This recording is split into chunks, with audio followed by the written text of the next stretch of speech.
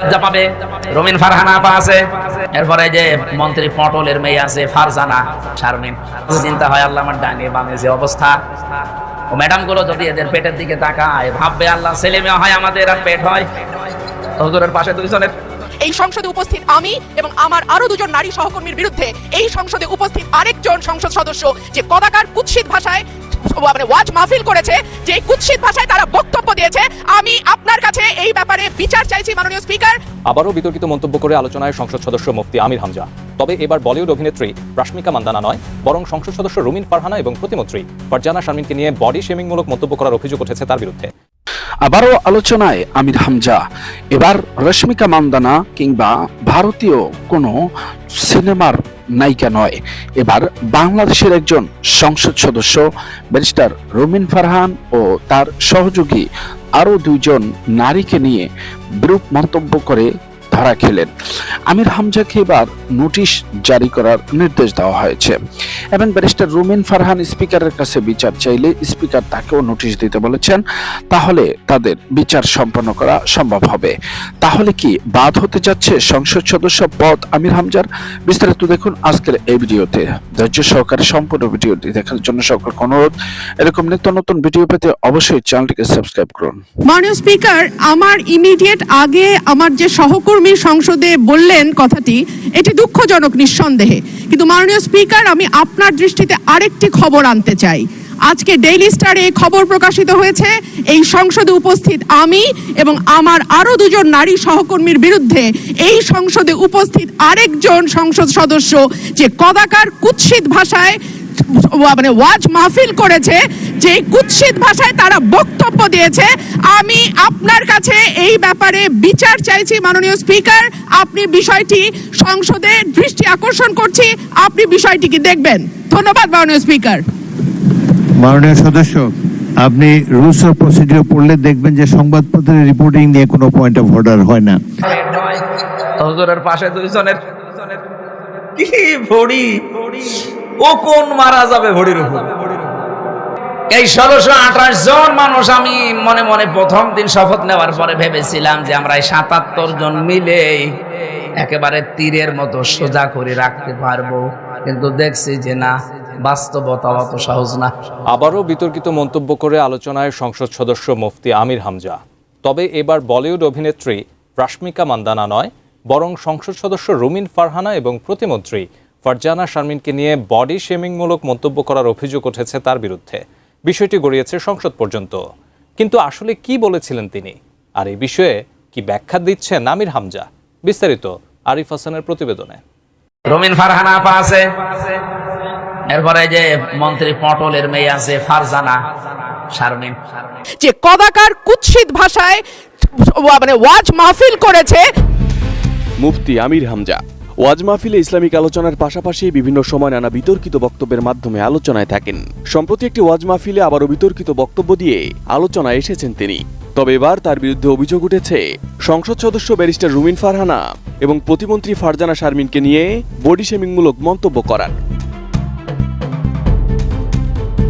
সামাজিক মাধ্যমে ছড়িয়ে পড়া আলোচিত এই ভিডিও ক্লিপে আমির হামজাকে দেখা যায় সংসদ সদস্য রুমিন ফারহানা এবং প্রতিমন্ত্রী ফারজানা শারমিনকে নিয়ে এমন মন্তব্য করতে। রুমিন ফারহানা আপা আছে। ভিডিওটি সামাজিক মাধ্যমে ভাইরাল হতেই সমালোচনার মুখে পড়েন তিনি। বিরোধী দলের পাশাপাশি নিজ দলীয় জোটের নেতাকর্মীদের তোপের মুখেও পড়েন তিনি। বিষয়টি গড়ায় সংসদ পর্যন্ত। ব্যারিস্টার রুমিন ফারহানা আমির হামজার এই মন্তব্যটি সংসদে উত্থাপন করেন। নতুন বাংলাদেশ গড়তে এলো জুলফিকার স্টিল। জুলফিকার স্টিল। কিন্তু মাননীয় স্পিকার, আমি আপনার দৃষ্টিতে আরেকটি খবর আনতে চাই।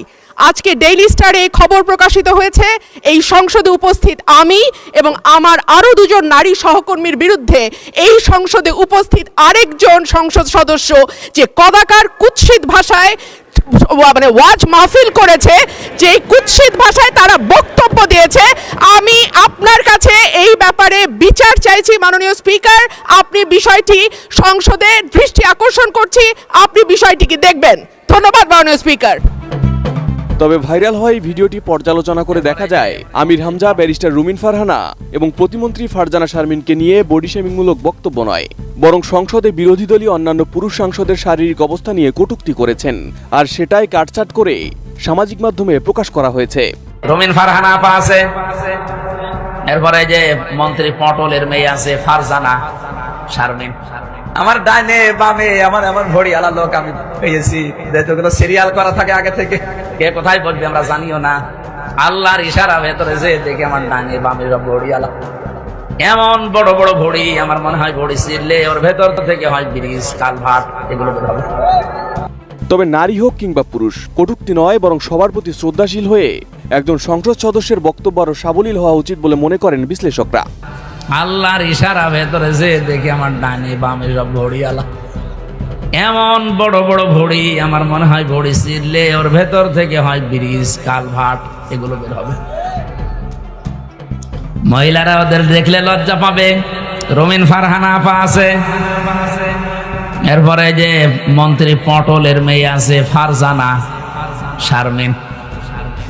আমার মনে হয় এই তারপরে নায়াব ইউসুফ আছে ফরিদপুরের।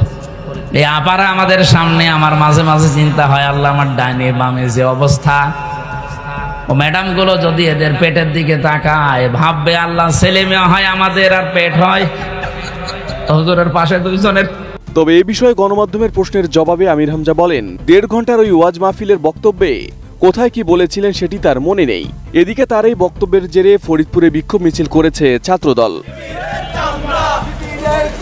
আরিফ হাসান, এখন এটিএন জ্বালানি নিউজ। এবং বিদ্যুৎ প্রতিমন্ত্রী যে লোকটা ইকবাল হাসান মাহমুদ টুকু, একটা নাস্তিক এবং ইসলাম বিদ্বেষী, আপাতমস্তক ইসলাম বিদ্বেষী।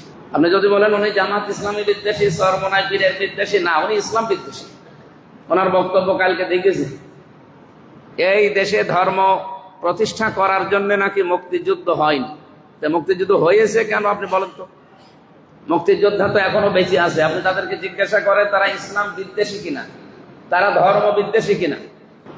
এর আগে তারেক রহমানের যে সমস্ত নামগুলো বাংলাদেশে ছড়ানো, বিশ্বের মানুষ জানে, ওনারে খাম্বা বলে ডাকে ওনার কারণে না, এই যে এইটুকুর কারণে।